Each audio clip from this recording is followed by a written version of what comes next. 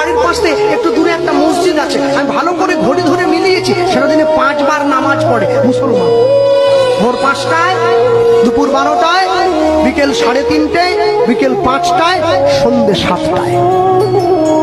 একদিন, দুদিন, 3 দিন, 1 সপ্তাহ মিলিয়েছি, নামাজের সময়টা 1 মিনিট এদিক ওদিক হয়নি।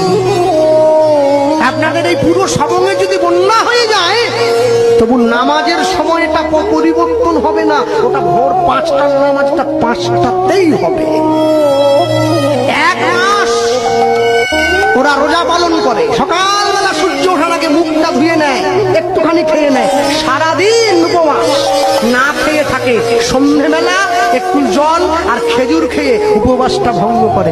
পরে কি খাবে সেটা বড় কথা নয়, 1 মাস তো পালন তো করে।